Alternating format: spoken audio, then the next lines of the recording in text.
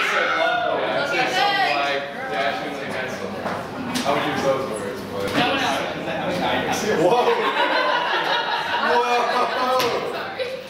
Alright guys, my name is David. I'm a sophomore at Florida College. Today's topic is going to be something really, really fun. Taxes! Yeah! So, taxes.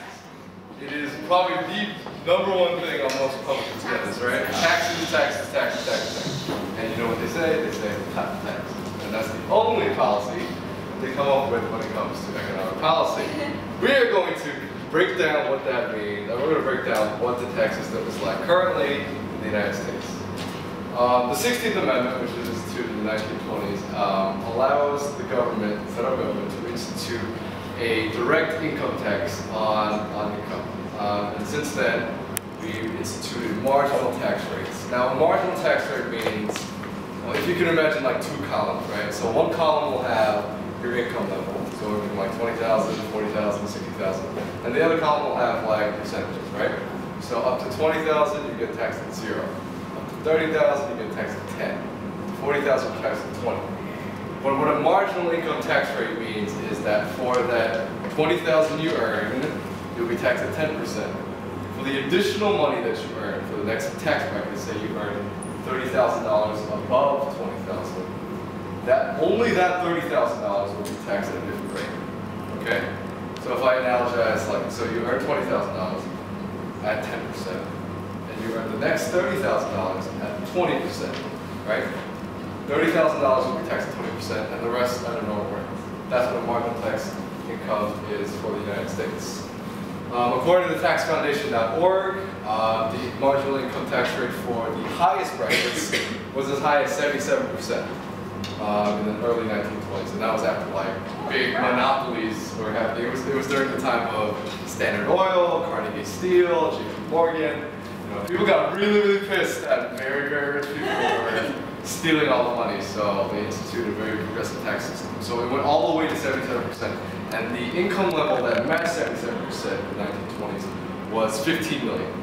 And it was very, very detailed 80 years ago, where they went from 15, 14, 13, 12, all the way to $0. So they basically did from 0% to 77%, all lined up, right?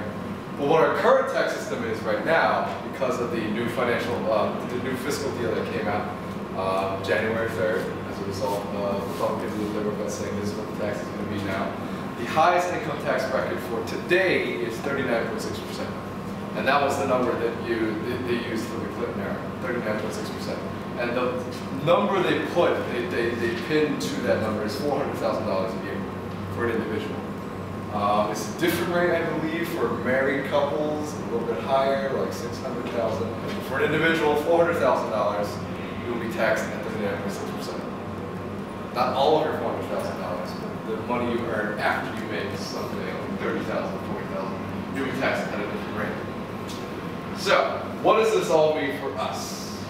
Well, under the Bush administration tax cuts, the tax cut used to be as low as 35% for the lowest income tax rates. And the trend from the 1920s to now, for 80 years, has been the trend of just tax cuts, right? So it's gone from 77% to 39%. It has never been a significant tax hike since the national tax income was instituted in the 1920s.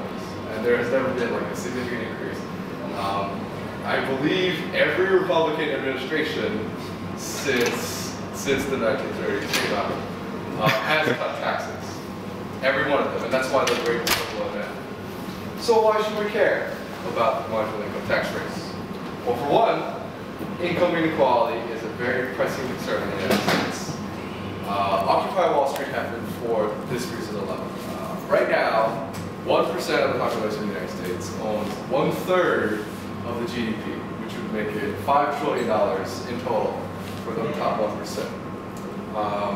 Occupy Wall Street happened because people aren't okay with people earning ridiculous sums of money at ridiculously low tax rates. What we have in the system right now is a value, like what is the lowest tax percentage you can get? Like how can you cheat the system best? Right now, tax code is designed in a way that it encourages you to find the loopholes It encourages you to try to cut out and cheat the federal government, right? So this is why Mitt Romney, who earns $20 million a year, is able to pay a lower tax rate than his secretary because of this tax rule that, because his marginal income tax rate is higher than his corporate tax rate, he'll be taxed at his corporate tax rate, the lower one, right? So he's paying less than his secretary in essence. Now, the reason number two why you should care about taxes is because the government has to pay the bill with taxes. And as you all know, we have this huge amount of debt that basically matches our GDP, $15 trillion, that cannot be reduced only with spending cuts, right? I mean, in economics, we have this inflow and outflow, like this bathtub metaphor, right?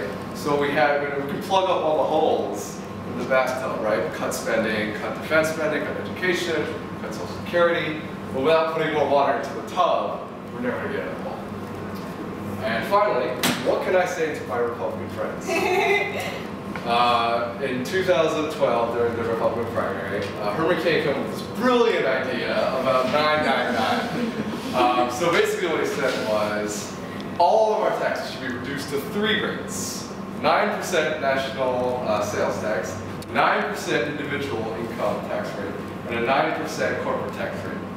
Let's break down why each of these things are never going to happen and not feasible. Right now, by making a flat tax rate of 9%, that makes the poor poorer and the rich richer. Because people that make under $17,000 right now don't pay any income tax at all, because the federal government can't take away basically the cost of living from them. They don't pay anything, they pay 0%. People that make wages below the poverty line. And if their tax rates go up from 0 to 9%, they basically can't have anything to live on. Whereas someone like Mitt Romney has his taxes reduced from, say, 39.6% to 9%. The government loses 30% of his revenue, and he's basically getting away by basically making the poor people pay his bills. Number 2, the corporate income tax rate at 9%. Right now, it's the corporate income tax rate is hovering around 20 to 25%.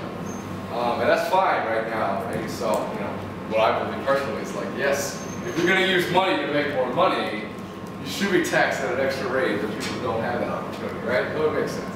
Reducing it to 9% obviously leads to more corruption and allows people to take advantage of the system. Finally, a 9% national sales tax. This is a regressive tax. And now what regressive means is that people that have lower incomes are going to suffer this tax more than people who buy luxury goods, right? So people who have to pay rent, have to buy groceries, are going to be stuck with this 9% national sales tax, while Mitt Romney has to choose between an Audi and a Honda Civic. So the comparison there is the rich people won't be affected that much by national sales tax, but the poor people will. So finally, what are we going to do about it? So here at College Democrats, we endorse a lot of action, a lot of civic activism. So you can all call our congressman, because the tax code is up for negotiation right now. Call our congressman, tell them raise the tax rates to a regional standard and do stuff about it. And as Ben Franklin says, taxes suck, so deal with it.